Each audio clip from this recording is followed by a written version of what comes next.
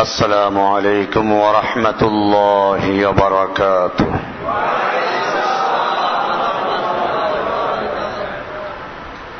إن الحمد لله نحمده ونستعينه ونستغفره ونؤمن به ونتوكل عليه ونعوذ بالله من شرور أنفسنا ومن سيئات أعمالنا. من يهده الله فلا مضل له ومن يضلله فلا هادي له. وأشهد أن لا إله إلا الله وحده لا شريك له. وأشهد أن محمدا عبده ورسوله. أما بعد فإن أصدق الحديث كتاب الله وأحسن الهدي هدي محمد وخير الأمور عوازمها وشر الأمور محدثاتها وكل محدثة بدعة وكل بدعة ضلالة وكل ضلالة في النار. আল্লাহ সুবহানাহু ওয়া তাআলার মহান দরবারে লাখো শুকরিয়া জ্ঞাপন করছি,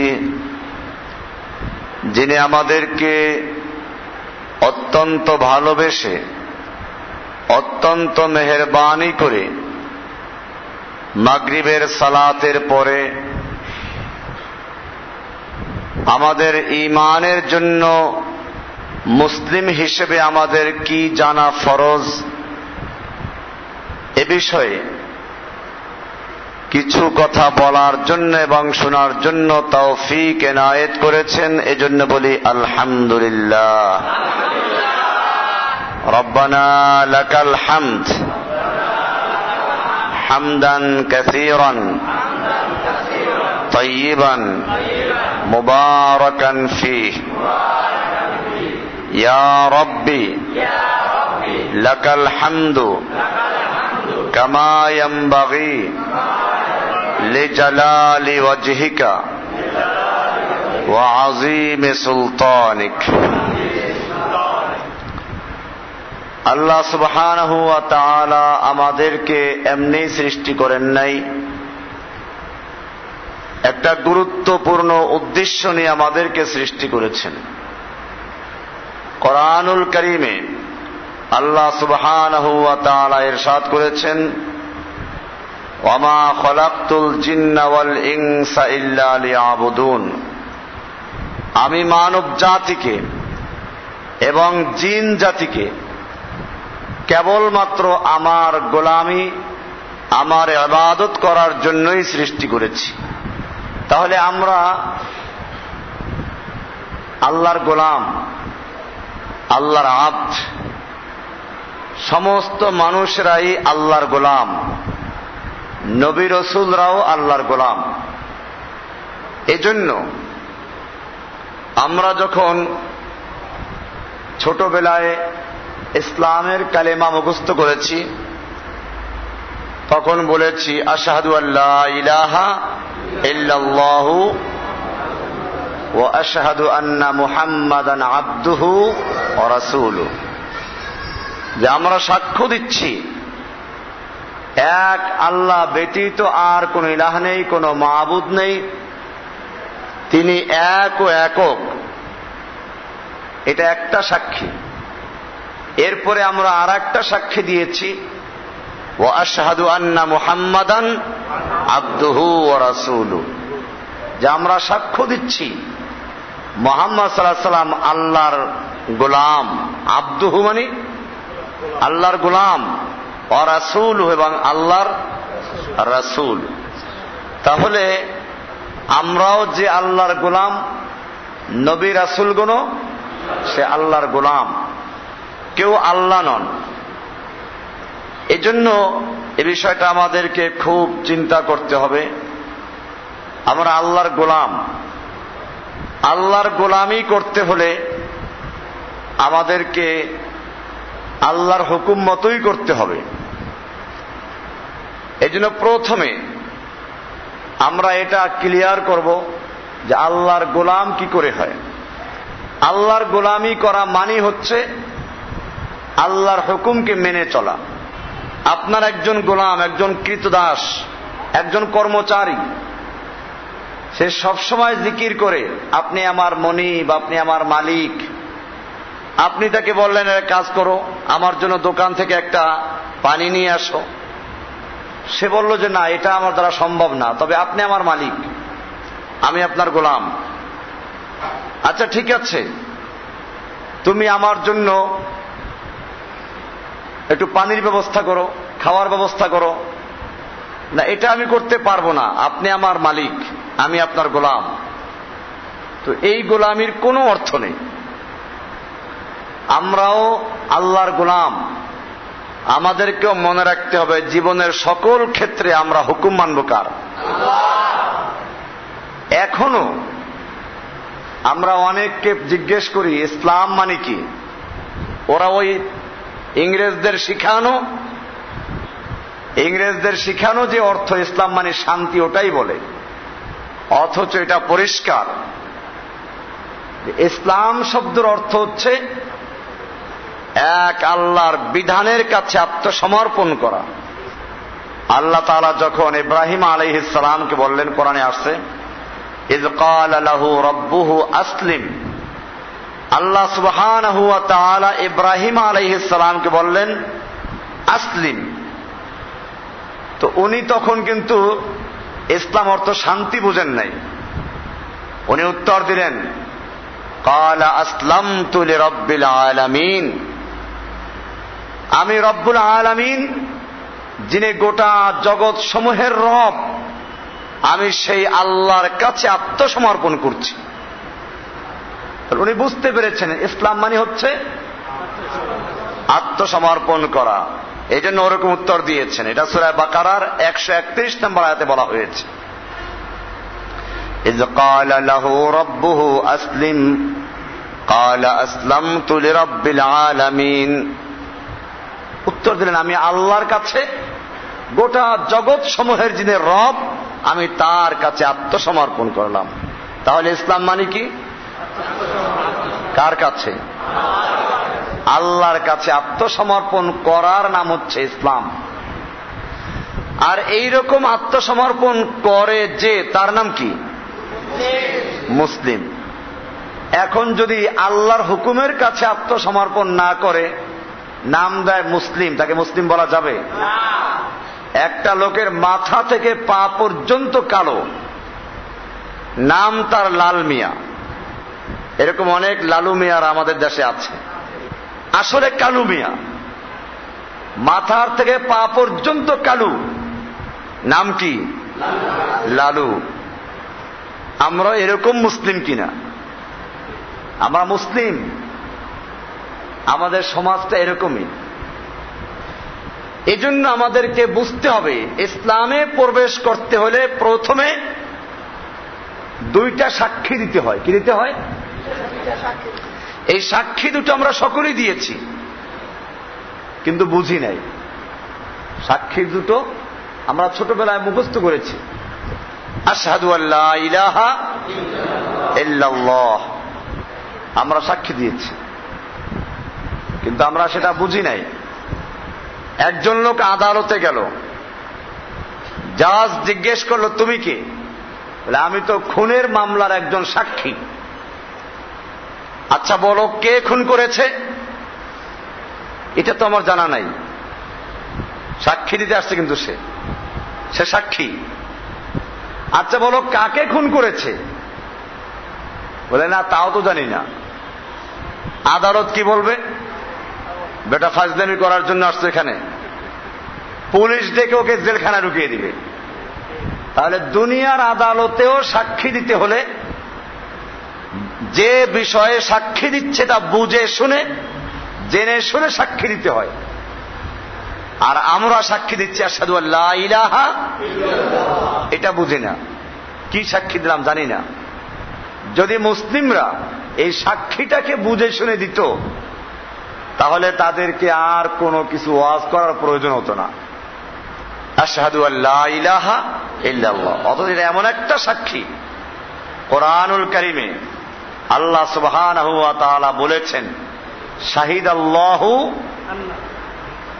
শাহিদাল্লাহু, আল্লাহ নিজে সাক্ষী দিচ্ছেন। এরপরে ওয়াল মালায়েকা, ফেরেশতারা সাক্ষী দিচ্ছেন। ওয়া উলুল ইলমে, এবং সমস্ত আহলে ইলম তারাও সাক্ষী দিচ্ছে। কি সে সাক্ষীটা? শাহিদাল্লাহু আন্নাহু লা ইলাহা ইল্লা হুয়া, লা ইলাহা ইল্লাল্লাহ। এই সাক্ষী কোরআনুল কারীমে আল্লাহ সুবহানাহু ওয়া তাআলা এই সাক্ষীটাকে সবচেয়ে বড় সাক্ষী বলেছেন। আজকে যদি আমি জিজ্ঞেস করি সবচেয়ে বড় সাক্ষী কোনটা, কি বলতে হবে? লা ইলাহা ইল্লাল্লাহ সাক্ষী। কুল আইয়ু শাইইন আকবারু শাহাদাহ, বলো কোন জিনিসটা সবচেয়ে বড় সাক্ষী? সাক্ষী হিসেবে সবচেয়ে বড় সাক্ষী কোনটি? আল্লাহ তাআলা এর মধ্যে দীর্ঘ ভূমিকা দিয়ে শেষে বলেছেন লা ইলাহা ইল্লাল্লাহ। এটা বড় সাক্ষী, আপনাদেরকে মুখস্থ রাখতে হবে। আমি যাবার পরে জিজ্ঞেস করবো ইনশাআল্লাহ যে এমন কি সাক্ষী আছে যে সাক্ষী আল্লাহ নিজে দিয়েছেন, যে সাক্ষী ফেরেশতারা দিয়েছেন, যে সাক্ষী সমস্ত আহলে ইলমরা দিয়েছেন। আপনাদেরকে বলতে হবে এমন কি সাক্ষী, যেই সাক্ষীকে কোরআনের সবচেয়ে বড় সাক্ষী বলা হয়েছে। সেই সাক্ষী হচ্ছে শাহাদাতু আল্লা ইলাহা লা ইলাহা ইল্লাল্লাহর সাক্ষী। এবং এটা এমন একটা জিনিস, আল্লাহ সুবহানাহু ওয়া তাআলা এই পৃথিবীতে যত নবী এবং রাসূলদেরকে পাঠিয়েছেন, সমস্ত নবী রাসূলদের এই একটাই দাওয়াত ছিল প্রথম, তা হচ্ছে লা ইলাহা ইল্লাল্লাহ। এটা সূরা আম্বিয়ার 25 নম্বর আয়াতে আপনি দেখতে পাবেন, লেখা আছে পরিষ্কার, ওয়ামা আরসালনা মিন ক্বাবলিকা মির রাসূলিন ইল্লা নূহি ইলাইহি আন্নাহু লা ইলাহা ইল্লা আনা ফা'বুদুন। ওয়ামা আরসালনা মিন ক্বাবলিকা মির রাসূলিন, আপনার আগে আমি যত রাসূল পাঠিয়েছি, যত রাসূল আপনার আগে আমি পাঠিয়েছি, সমস্ত রাসূলদের প্রতি এই নির্দেশ ছিল কি ইল্লা নূহি ইলাইহি, সব রাসূলদের প্রতি এই ওহী করা হয়েছে, আমি তাদের কাছে ওহী প্রেরণ করেছি এই মর্মে আন্নাহু লা ইলাহা ইল্লাল্লাহ লা ইলাহা ইল্লা আনা, আমি আল্লাহ ছাড়া আর কোন ইলাহ নেই। এরকম ভাবে কোরআনে সব নবীদের বিস্তারিত আলোচনা করা হয়েছে, কে কি দাওয়াত দিয়েছিলেন। নূহ আলাইহিস সালাতু ওয়াস সালাম তার জাতিকে কি দাওয়াত দিয়েছিলেন? সূরা আরাফ 7 নম্বর সূরার 59 নম্বর আয়াতে বলা হয়েছে, লাকাদ আরসালনা নূহান ইলা কওমিহি ফাকালা ইয়া কওমি ইবুদুল্লাহা মা লাকুম মিন ইলাহিন গায়রুহু। নূহ আলাইহিস সালামের দাওয়াত, হে আমার জাতি, তোমাদের আর কোন ইলাহ নেই, আল্লাহ ছাড়া আর কোন ইলাহ নেই। এমনি ভাবে হুদ আলাইহিস সালাতু ওয়াস সালাম দাওয়াত দিলেন, সূরা আরাফের 65 নম্বর আয়াতে আছে। আল্লাহ তাআলা বলছেন, ওয়া ইলা আদিন আখাহুম হুদা ক্বালা ইয়া কওমি ইবুদুল্লাহা মা লাকুম মিন ইলাহিন গায়রুহু। একই দাওয়াত, হে আমার জাতি, তোমাদের জন্য এক আল্লাহ ছাড়া আর কোন ইলাহ নেই। সালেহ আলাইহিস সালাতু ওয়াস সালাম তার জাতিকে দাওয়াত দিয়েছেন, সূরা আরাফের 73 নম্বর আয়াতে আছে, ওয়া ইলা সামুদ আখাহুম সালিহা ক্বালা ইয়া কওমি ইবুদুল্লাহা মা লাকুম মিন ইলাহিন গায়রুহু। একই দাওয়াত। এরকম ভাবে ইব্রাহিম আলাইহিস সালাম তার জাতিকে দাওয়াত দিয়েছেন, একই রকম। শুআয়ব আলাইহিস সালাম, ইব্রাহিম আলাইহিস সালাম কোরআনে বিভিন্ন জায়গায় আছে, সূরা মারিয়ামের 41 নম্বর আয়াতে আছে, সূরা মারিয়ামের 46 নম্বর আয়াতে আছে। শুআয়ব আলাইহিস সালাম একই দাওয়াত দিয়েছেন, কোরআনে এটা আছে, ওয়া ইলা মাদিয়ানা আখাহুম শুআইবা ক্বালা ইয়া কওমি ইবুদুল্লাহা মা লাকুম মিন ইলাহিন গায়রুহু। একই দাওয়াত।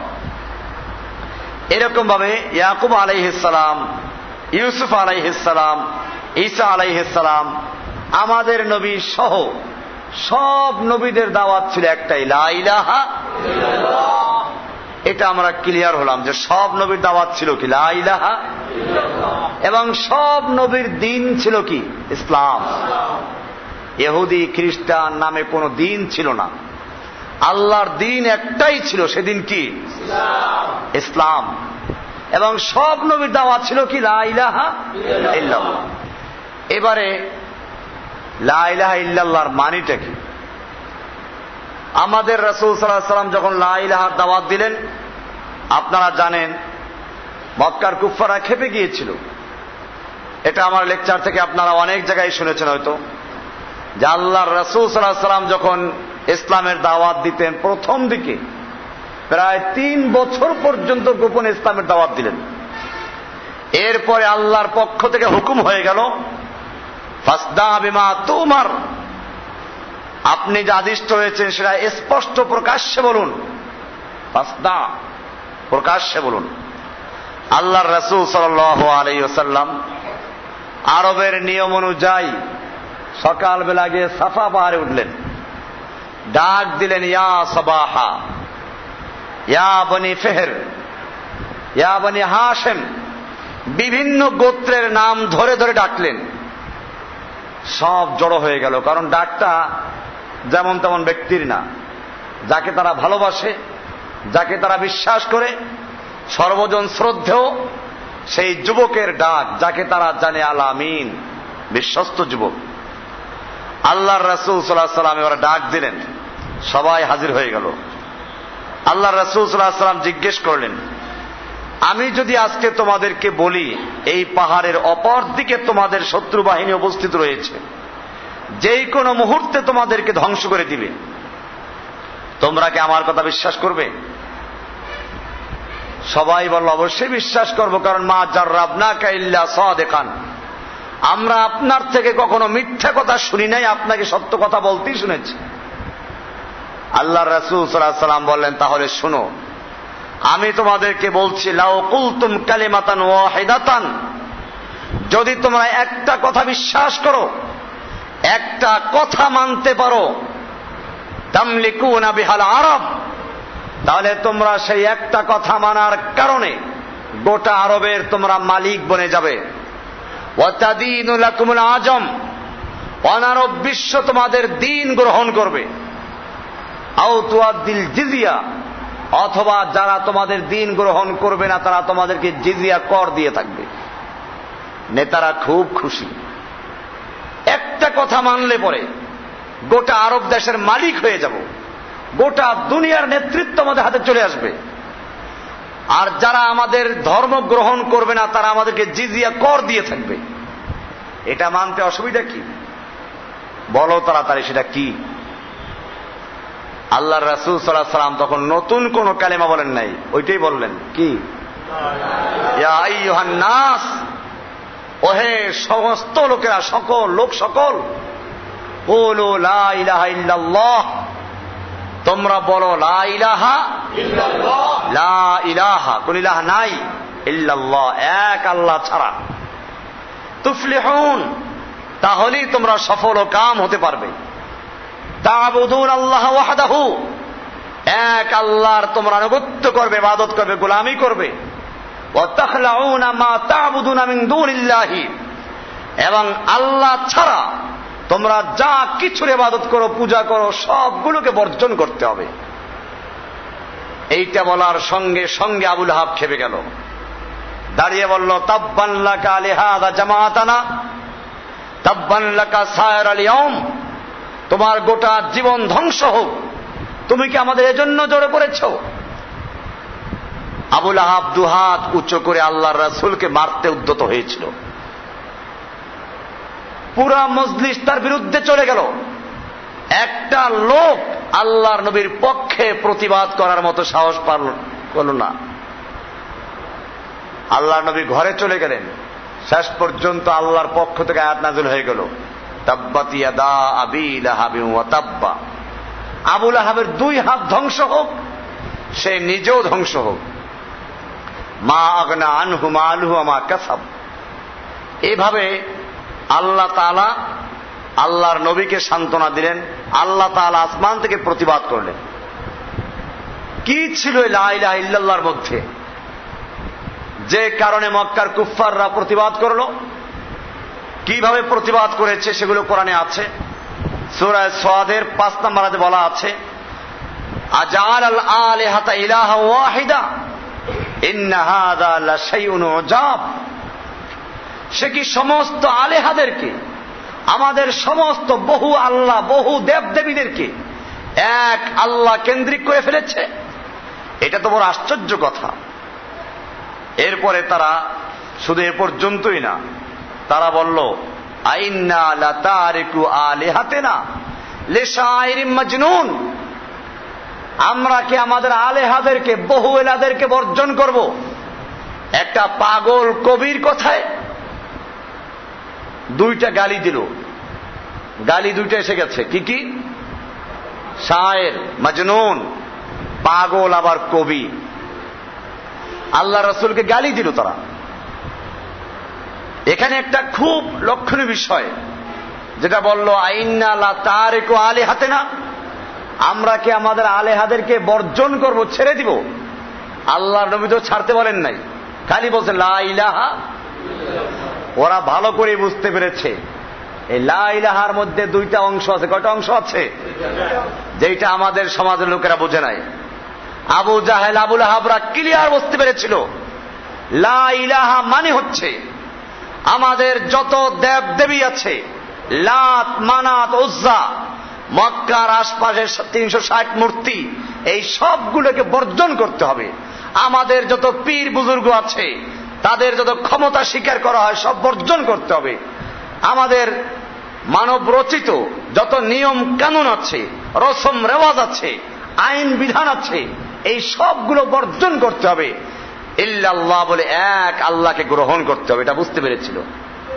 এটা আয়াত স্পষ্ট করে দিচ্ছে সূরা সাফফাতের 36 নম্বর আয়াত। তারা বলছে আইন্না লাতারিকু আলিহাতিনা, আমরা কি আমাদের আলেহাদেরকে তরক করব, ছেড়ে দিব, বর্জন করব একজন পাগল কবির কথায়?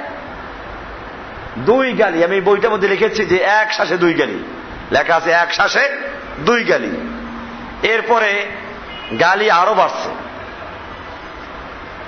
গালি আরো বাড়লো। শেষে গিয়ে আরো বলল কি? সূরা সাদের 5 নম্বর আয়াতে আছে ওয়াকালাল কাফিরুনা হাযা সাহিরুন কাজ্জাব।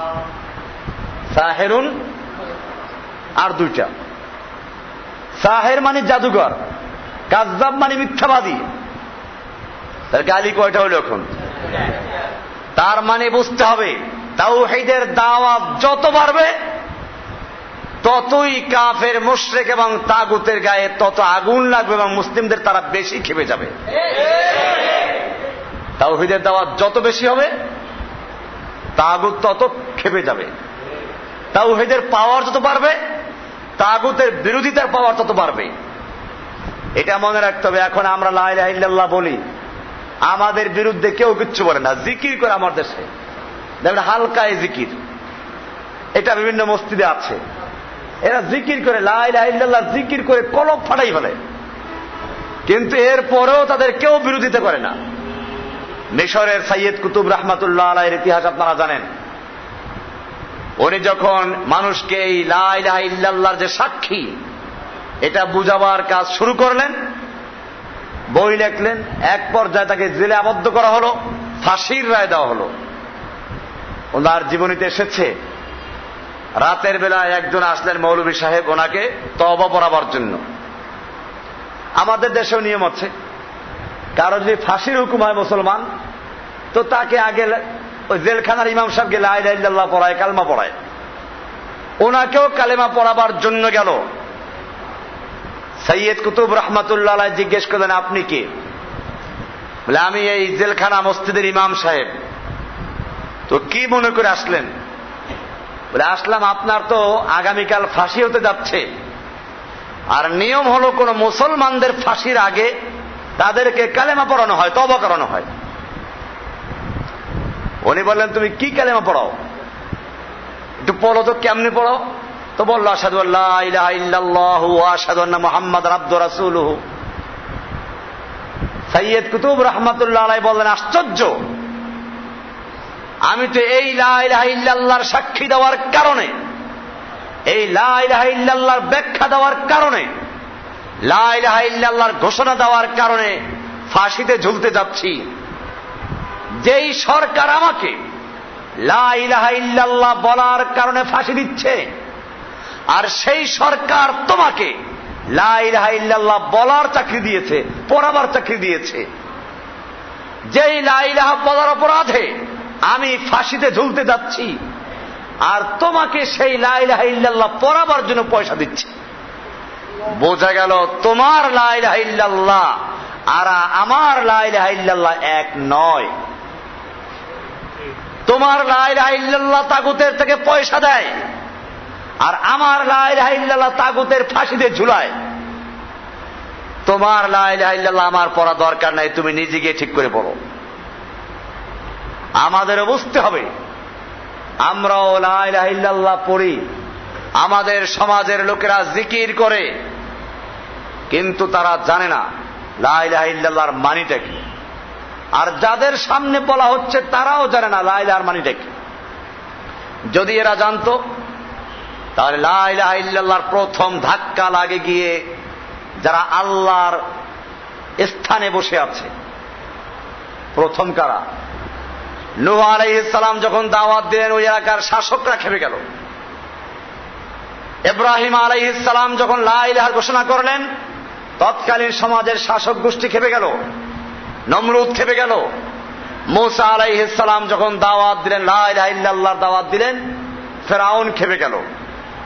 আমাদের রাসূল সাল্লাল্লাহু আলাইহি ওয়াসাল্লাম যখন দাওয়াত দিলেন, তৎকালীন মক্কার নেতা আবু জাহল, আবু লাহাবরা খেপে গেল। বোঝা গেল লা ইলাহার মানে হচ্ছে আল্লাহ ছাড়া অন্য কারো আমরা গোলাম হয়ে থাকব না, আল্লাহ ছাড়া কারো বিধান মানব না, আল্লাহ ছাড়া কাউকে ক্ষমতার মালিক মানব না। সমস্ত ক্ষমতার মালিক কে? এবারে আসুন, এইটা যদি আমরা বুঝে শুনে বলি এবং আমার দেশের জনগণ বুঝতো, তাহলে আমাদেরকে অবশ্যই সেই অবস্থায় সম্মুখীন হতে হবে যে অবস্থার সম্মুখীন আল্লাহ রাসূল হয়েছিলেন। কারণ আমাদের দেশের সংবিধানেও পরিষ্কার লেখা আছে, 7 ক লেখা আছে, প্রজাতন্ত্রের সকল ক্ষমতার মালিক জনগণ। আর মুসলিম কি বলবে? মুসলিম বলবে সূরা আলে ইমরানের 26 নম্বর আয়াতে বলা আছে, কুলিল্লাহুম্মা মালিকাল মুলক, কুল, হে নবী আপনি ঘোষণা করুন, বলুন, আল্লাহুম্মা মালিকাল মুলক, আল্লাহ তুমি সমস্ত ক্ষমতার মালিক। তাহলে সমস্ত ক্ষমতার মালিক কে? আল্লাহ। আর সংবিধানে বলা হয়েছে কাকে? এরপরে আরো ব্যাখ্যা, তুতিল মুলকা মান তাশাউ, তুমি যাকে ইচ্ছে করো তাকে ক্ষমতা দান করো। ক্ষমতা দেওয়ার মালিক কে? আল্লাহ। ওয়া তানজিউল মুলকা মিম্মান তাশাউ, তুমি যার থেকে ইচ্ছা তার থেকে ক্ষমতা ছিনিয়ে নাও। ক্ষমতা ছিনিয়ে নেওয়ার মালিক কে? আল্লাহ। ওয়া তুইজ্জু মান তাশাউ, তুমি যাকে ইচ্ছে করো তাকে ইজ্জত দান করো। ওয়া তুযিল্লু মান তাশাউ, আর তুমি যাকে ইচ্ছে করো তাকে জিল্লাত দান করো, অপমান করো। সব কিছুর মালিক কে? আল্লাহ। এইটা যদি আমরা ভালো করে বুঝতাম আর বলতাম, তাহলে আমাদের যারা এই ক্ষমতার মালিক হয়ে বসে আছে, জনগণ সমস্ত ক্ষমতার মালিক, এই ক্ষমতাটা কিন্তু আপনারা প্রয়োগ করেন কেমনে? ভোটের মাধ্যমে। কিসের মাধ্যমে? ভোট দেই না? এখন ইলেকশন চলতেছে, অনেক জায়গায় প্রশ্ন করে আমাকে ভোট দেবো কিনা। এই ভোট এক কারণে নাজায়েজ না। প্রথমত এই ভোটের পদ্ধতি মানে সংখ্যাগরিষ্ঠ লোকের মতামত নিয়ে একটা নির্বাচন দেওয়া হয়, এই তো নাকি? কোরআনুল কারীমের সূরা আনআম 116 নম্বর আয়াতে পরিষ্কার বলা হয়েছে। কত নম্বর আয়াত? কোরআনুল কারীমের সূরা আনআমের 116 নম্বর আয়াতে বলা হয়েছে, ওয়াইন তুতি আকসারা মান ফিল আরদ, হে নবী আপনি যদি এই পৃথিবীতে যারা বসবাস করছে, যে মানুষগুলো বসবাস করছে, এদের সংখ্যাগরিষ্ঠ অধিকাংশ লোকের মতের অনুসরণ করেন, আনুগত্য করেন, সংখ্যাগরিষ্ঠ লোক কি ভোট দিল তাতে যেটা পাশ হয়েছে মেনে নেন, ইউদিল্লুকা আন সাবিলিল্লাহি, তাহলে তারা আপনাকে আল্লাহর রাস্তার থেকে গোমরাহ করে ফেলবে। তাহলে এই ভোট যেখানে সংখ্যাগরিষ্ঠ লোক যা পাবে, আজকে প্রথম আলো পত্রিকা দেখলাম সাইডে লেখা, একটা ভোটের জন্য একজনে ফেল করেছে, যে ফার্স্ট হয়ে সে পেয়েছে 2088, আর যে তারপরে সে পেল কত 87। সংখ্যা গরিষ্ঠতার কারণে এইখানে কার মেধা কি, ভোটগুলো দিল কারা? সে সুদখোর, ঘুষখোর, মদখোর, জুয়াচোর, পাগল, এই যত আছে চোর বাটপার সবাই ভোট দিল, কিন্তু সবার ভোটের মূল্য এক। এই প্রক্রিয়ায় ভোট দিয়ে তারপরে যে বেশি পায় তাকে বিজয়ী ঘোষণা করা হয়। এটা কি ইসলাম সমর্থন করে? কোরআনের পরিষ্কার লঙ্ঘন। এরপরে আসেন, এই ভোটের মাধ্যমে জনগণ আসলে নিজের যে ক্ষমতাটাকে প্রয়োগ করলো এমপিদেরকে দিল। ভোট দেওয়ার মানে হচ্ছে ক্ষমতাটাকে আমি এমপির কাছে হস্তান্তর করলাম। এবার এমপি সাহেবরা সংসদে বসলো, এখন কিন্তু দেশের সমস্ত ক্ষমতার মালিকানা চলে গেছে কোথায়? ওনাদের কাছে। এখন আর জনগণ মালিক নেই, মালিক দিয়ে দিয়েছে, ওরা দলিল দিয়ে দিয়েছে ভোটের মাধ্যমে। এই জন্যই তো জনগণকে রাস্তায় পিটায়। রাস্তায় কি করে? ভোট দেওয়ার পরে যারা ফেল করলো এদেরকে রাস্তায় পিটাবে। কালকে দেখবেন কত পিটাপিটি হয় ইনশাআল্লাহ। কি জন্য? ওরা পাশ করে নাই। পাশ করেছে যারা, ওদের কাছে ক্ষমতা চলে গেছে। তাহলে জনগণ ছিল সার্বভৌম ক্ষমতার মালিক, এই ক্ষমতার মালিকানা চলে গেল মুসলিমেও কিছু লোকদের হাতে। এবারে তারা সমস্ত ক্ষমতার মালিক। এজন্য বলা আছে সংসদ হচ্ছে সার্বভৌম ক্ষমতার কেন্দ্র। তাহলে এবারে সমস্ত ক্ষমতার মালিক হচ্ছে এমপিরা। কারা? তার মানে আল্লাহ। তার মানে কি? সার্বভৌম ক্ষমতার মালিক মানে আল্লাহ। ক্ষমতার মালিক কে? তাহলে এখন যারা নিজেদেরকে সর্বময় ক্ষমতার মালিক মনে করে তারা কি হয়ে গেল? আল্লাহ হয়ে গেল। তারা আল্লাহ হয়ে গেছে। আমরা লা ইলাহা বলে কি বলি? আল্লাহকে বর্জন করি না, বাতিল আল্লাহ বর্জন করি। সেই আল্লাহ ধরা পড়লো এখন কতগুলো সংসদে আছে। এবারে এই আল্লাহগুলো কি করে? এই আল্লাহগুলো ওখানে যেহেতু আল্লাহ হয়ে গেছে, এবারে 2 নম্বর কাজ, আল্লাহর কাজ হচ্ছে আইন দেওয়া। কি দেওয়া? বিধান দেওয়া। তারা আইন তৈরি করে। এজন্য 7-2 ধারায় লেখা আছে, এই সংবিধান জনগণের অভিপ্রায়ে এই সংবিধান দেশের সর্বোচ্চ আইন বলে বিবেচিত। অন্যান্য আইনের যতখানি এই সংবিধানের সাথে সাংঘর্ষিক, ওই আইনের ততখানি বাতিল বলে গণ্য হবে। তার মানে ওরা যেটা করবে ওইটা ঠিক, ওইটার সাথে যা মিলবে সেটা মানবে, যেটা মিলবে না ওটা বাতিল। এখন আসেন, আল্লাহর বিধান হচ্ছে চোরের হাত কাটো। ওদের আইনের সঙ্গে মিলে নাই। এখন আল্লাহটা বহাল আছে না বাতিল আছে? আল্লাহটা বাতিল করে ফেলেছে। আল্লাহ তাআলা বললেন জেনা ব্যভিচার হারাম। ওরা বলল জেনা ব্যভিচারের লাইসেন্স থাকলে হালাল, পতিতালয়ের লাইসেন্স থাকলে কি বৈধ। তাছাড়া যদি জেনা ব্যভিচার 2 জনের সম্মতিক্রমে হয় তাহলে দেশে বিচার নাই। এটা ধর্ষণ না। ধর্ষণ হচ্ছে যদি জোর করে। কি করে?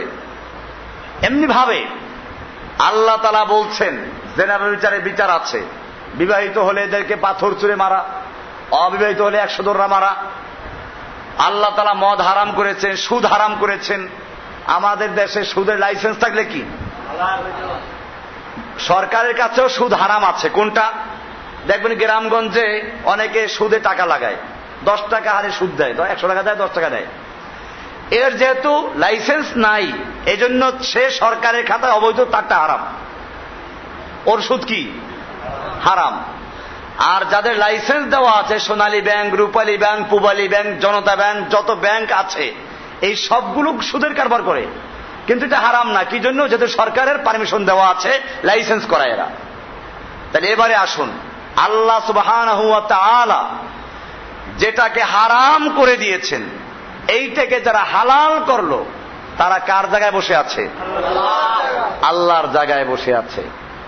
তিরমিজির একটা হাদিস আদি ইবনে হাতেম থেকে বর্ণিত, আল্লাহর রাসূল সাল্লাল্লাহু আলাইহি ওয়াসাল্লাম কোরআনুল কারীমে আয়াত পাঠ করছিলেন, ইত্তাখাযু আহবারাহুম ওয়া রুহবানাহুম আরবাবাম মিন দুনিল্লাহি।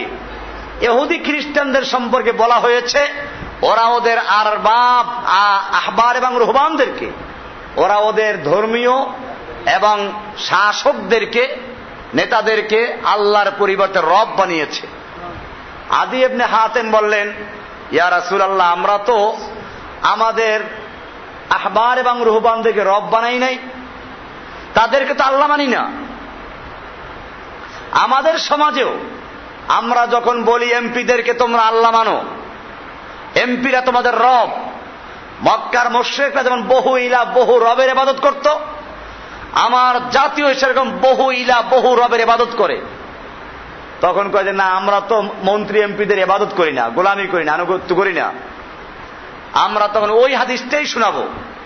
আদি ইবনে হাতেম যখন বলল, ইয়া রাসূলুল্লাহ, আমরা তো আমাদের পুরোহিতদেরকে, আমাদের শাসকদেরকে, আমাদের দেবদেবীদেরকে আল্লাহ মানি না, আল্লাহর রাসূল সাল্লাল্লাহু আলাইহি ওয়াসাল্লাম বলছেন যে বিষয়টা কি এরকম নয়, তারা যেটাকে হালাল বলে তা তোমরা হালাল মেনে নাও, ওরা যেটাকে হারাম বলে তা হারাম মেনে নাও, যদিও আল্লাহ এটাকে হারাম করেন নাই। বিষয়টা এরকম কিনা? হ্যাঁ, তা তো ঠিক। আল্লাহর রাসূল সাল্লাল্লাহু আলাইহি ওয়াসাল্লাম বললেন, এটাই হচ্ছে ওদেরকে আল্লাহ বানানো, এটাই হচ্ছে ওদেরকে আল্লাহ বানানো। তাহলে এখন মিলান, আমাদের মন্ত্রী এমপিরা সর্বময় ক্ষমতার মালিক, তারা ওখানে আইন তৈরি করে, আল্লাহর আইন বাতিল করে। তাহলে এই কাজগুলো আল্লাহর আইন বাতিল করে যারা আইন তৈরি করছে তারা কি হয়ে গেল? আল্লাহ হয়ে গেছে। এবারে মুসলিমদের কাজ কি? মুসলিমদের কাজ হচ্ছে লা ইলাহা ইল্লাল্লাহ, লা ইলাহা বলে এই সমস্ত আল্লাহদেরকে বর্জন করা। এবারে বোঝা গেল লা ইলাহা মানে কি। লা ইলাহার মানে হচ্ছে যারা সংসদে বসে নিজেদেরকে সার্বভৌম ক্ষমতার দাবি করে, যারা সংসদে বসে নিজেদেরকে রব বলেছে, অর্থাৎ আইন বিধান দেওয়ার মালিক মনে করে, লা ইলাহা বলে বলা হচ্ছে আমরা এদেরকে মানি না, আমরা তোমাদেরকে ঘৃণা করি, তোমাদেরকে বর্জন করি। লা ইলাহার মানে আরো আছে। লা ইলাহার মানে হচ্ছে ওই সমস্ত পীর বুজুর্গ যাদেরকে মানুষেরা আল্লাহর স্থানে বসিয়েছে, যারা আল্লাহর পরিবর্তে নিজেরা কিছু ইবাদত তৈরি করে দিয়েছে, মানুষেরা সেই ইবাদতগুলো পালন করে। মানুষেরা তাদেরকে মনে করে পীর সাহেবরা চক্ষু বুঝলে সব দেখে, মুরিদের অন্তরের খবর পর্যন্ত জানে, আসমান জমিন পর্যন্ত তাদের নখদর্পে। এরকম ভাবে যারা আল্লাহর আসনে বসিয়েছে, লা ইলাহা বলে আমরা বলি তোমাদেরকেও মানি না। লা ইলাহা বলে বর্জন করা হচ্ছে ওই সমস্ত আল্লাহদেরকে যারা মাজার তৈরি করে, পীর মুর্শিদদের মাজার তৈরি করে সেখানে গিয়ে সেজদা করে, তাদের কাছে প্রার্থনা করে, তাদের নামে পশু জবাই করে, তাদের নামে মান্যত করে। এই সব করব কার জন্য? কোরবানি করি কার জন্য? আমরা মান্যত করি কার জন্য? আমরা সেজদা করি কার জন্য? আমরা নীরবে দাঁড়িয়ে থাকি, সূরা ফাতিহা পড়ি, নামাজে দাঁড়িয়ে থাকি কার জন্য? এই কাজগুলো যদি আল্লাহর ইবাদত হয়, তাহলে যেই লোকগুলো মাজারের সামনে গিয়ে দাঁড়িয়ে থাকে, যেই লোকগুলো মাজারে গিয়ে সেজদা করে, যেই লোকগুলো মাজারের নামে, মূর্তির নামে, মাজারের নামে, পীর বুজুর্গের নামে জবাই করে, যেই লোকগুলো মাজারের নামে মাজারওয়ালার কাছে প্রার্থনা করে, সন্তান চায়, ইয়া খাজা বলে যারা প্রার্থনা করে, সেই লোকগুলো ইবাদত করে কার? খাজা বাবার ইবাদত করে। আমরা লা ইলাহা ইল্লাল্লাহ বলে বললাম আমরা তোমাদেরকেও মানি না। এমনি ভাবে লা ইলাহা বলে বর্জন করা হচ্ছে ওই সমস্ত বিচারকদেরকে যারা আল্লাহর বিধান বাদ দিয়ে মানব রচিত বিধান দিয়ে বিচার ফয়সালা করে। আমরা বলছি লা ইলাহা, তোমাদেরকে তোমরাও বাদ, ইল্লাল্লাহ, আল্লাহ ছাড়া কাউকে মানি না, তোমাদের বিচার মানি না, তোমাদের ফয়সালা মানি না। লা ইলাহা, লা ইলাহার মানে হচ্ছে ওই সমস্ত গণক, জাদুকর, জ্যোতিষী যারা দাবি করে তারা আপনাকে দেখা মাত্র অতীত, বর্তমান, ভবিষ্যৎ সব বলে দিতে পারবে। আজমিরি আধ্যাত্মিক হুজুর, আজমিরের খাদেম, অমুক পীর সাহেবের খাদেম, 50 বছর সাধনা করে পাওয়া গেছে আপনাকে দেখা মাত্র পত্রিকায় বিজ্ঞাপন দেয় না? দেখবেন পত্রিকায় একেবারে পাগড়ি পুগড়ি লাগিয়ে দাড়িটি আছে, লম্বা লম্বা দাড়ি, রুমালটা মাথায় দিয়ে পীর সাহেব, আধ্যাত্মিক গুরু, সম্রাট। আজকে পত্রিকায় দেখবেন একটা গ্রেফতার করছে, ওই যাত্রাবাড়ি একটা গ্রেফতার করছে আজকে পত্রিকায়, প্রথম আলোতে আমি দেখেছি। তো লেখছে ওখানে যে সে বিজ্ঞাপন দেয়, সবার ভাগ্য বদলায়। তো লেখছে যে তারে যে পুলিশে ধরলো এটা সে ফিরিতে পারে নাই, সে বান মারা ফিরায়, প্রেমে ব্যর্থতা ফিরায়, সব ফিরায়, কিন্তু তাকে যে পুলিশে ধরলো, র্যাবে ধরে পিটাইলো, এটাতে ফিরিতে পারে নাই। আমার মনে পড়ে একবার পত্রিকা দিয়েছিল নির্বাচনের পরে, আওয়ামী লীগ যখন হেরে গেছিল আগের নির্বাচনে, তো ওই টিয়া পাখিওয়ালা হাত গনে যারা, ওদেরকে দিয়ে দুইটা যুবক দেখে যে দেখো তো আমাদের আগামী 5 বছর কেমনে যাবে। তো ওরা চালাক হয় এমনি, আগামী 5 বছর কেমনে যাবে বলার মধ্যে বুঝতে পারছে ওরা বিরোধী দলে ছিল, সরকারে নাই, জিততে পারে নাই, বিরোধী দলের। তো বললো এই 5 বছর তোমাদের খুব দুঃখ কষ্ট আছে, জেল জুলুম নির্যাতন তোমাদের উপর আসবে। এটা বলার পরে ওদের পছন্দ হলো না, মারলো থাপ্পড় জোরে, আর লাথি মেরে টিয়া বাকি ফেলে দিল, আর বলল তুমি আমার হাত দেখে এত কিছু বললা, আর এই হাতটা যে মুহূর্তের মধ্যে তোমাকে থাপ্পড় মারবে এটা বলতে পারো নাই। লা ইলাহা বলে এই সমস্ত জ্যোতিষী গণক এগুলোকে আমরা বর্জন করছি। একজন মুমিন লা ইলাহা ইল্লাল্লাহ বলবে। লা ইলাহার মানে হচ্ছে আল্লাহর হুকুমতের মধ্যে পরিবর্তন করা, পরিবর্ধন করা, সংযোজন করার ক্ষমতা কারো নাই। ক্ষমতা একমাত্র কার? আল্লাহর কাছে কারো আল্লাহর অনুমতি ছাড়া সুপারিশ করার ক্ষমতাও নাই। লা ইলাহা আমাদের সমাজে এটা শেখানো হয়, পীর সাহেব আল্লাহর কাছে সুপারিশ করে করে মানুষকে তরাইয়া নিবে। এবং এগুলো কোন আমাদের দেশে আবার পীরদেরকে অনেকে ভাগ করে, হক্কানি পীর, ভণ্ড পীর ভাগ করে না। আমি দেখাই, এই যে কথাগুলো বললাম এটা কোন ভণ্ড পীর নামে যারা পরিচিত তাদের কথা বলি নাই। এই দেশে হক্কানি পীর নামে যারা পরিচিত তাদের বইতেই লেখা আছে এগুলো। চরমনার পীরকে দেশের মানুষ হক্কানি পীর বলে না ভণ্ড পীর বলে? হক্কানি পীর বলে। লক্ষ লক্ষ মুরিদ আছে।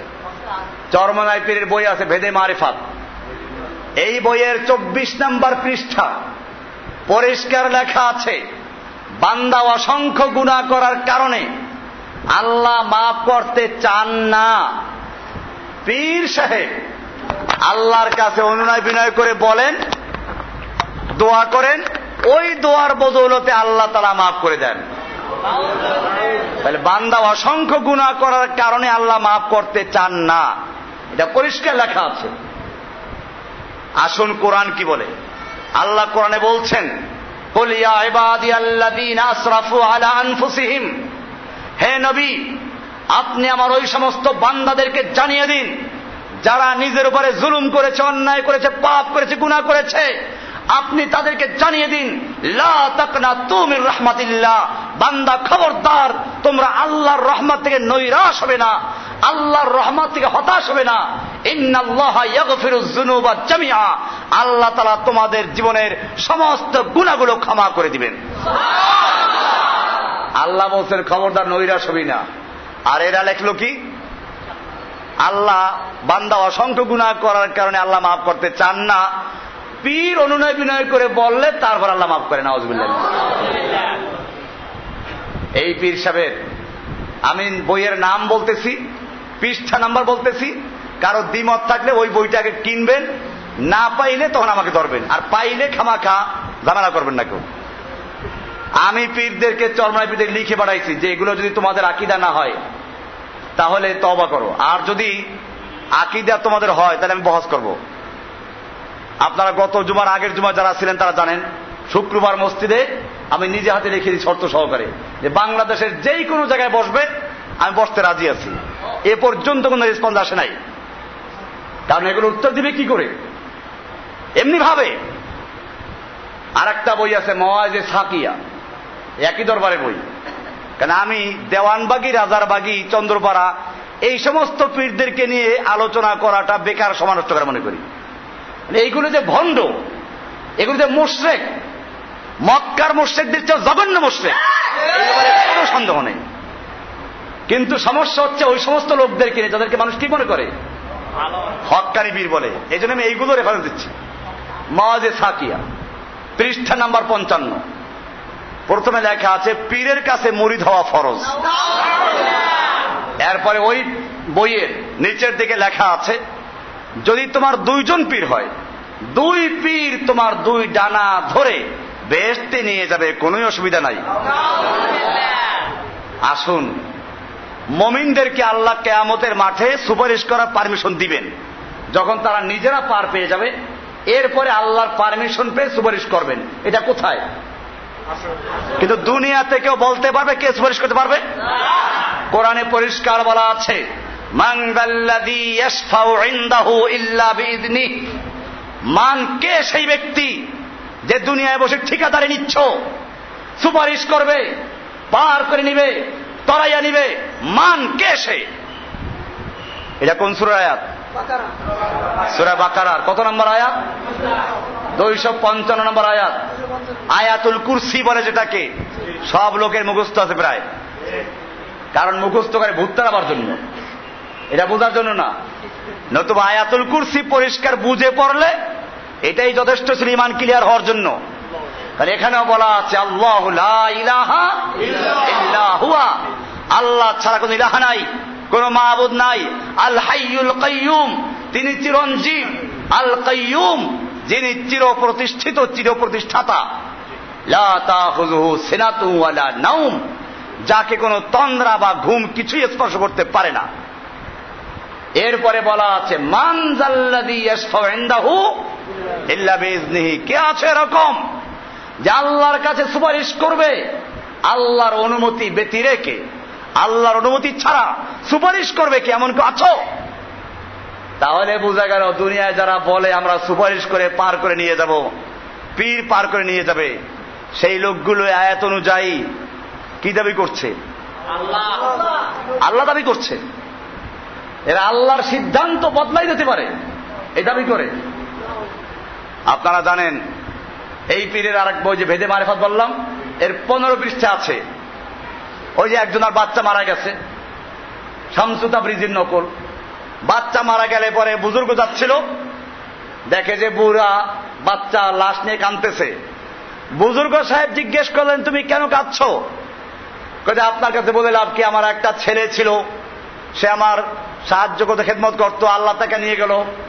এরপরে ছিল 12 বছর একটা নাতি, যে কোন রকম একটা গাভী লালন পালন করে দুগ্ধ খাওয়াই আমাকে বাঁচাই রাখতো। এখন তার লাশটা আমার সামনে দেখতে পাচ্ছেন, মানে সেও মারা গেছে। বুজুর্গ সাহেব জিজ্ঞেস করিলেন এই ঘটনা কি সত্য? বৃদ্ধা উত্তর করলেন সত্য হওয়াতে কোনো সন্দেহ নেই। তখন বুজুর্গ সাহেব বললেন হে ছেলে, তুমি আমার হুকুমে দাঁড়িয়ে যাও। ছেলে সঙ্গে সঙ্গে দাঁড়িয়ে গেল। বুজুর্গ সাহেব বললেন ছেলে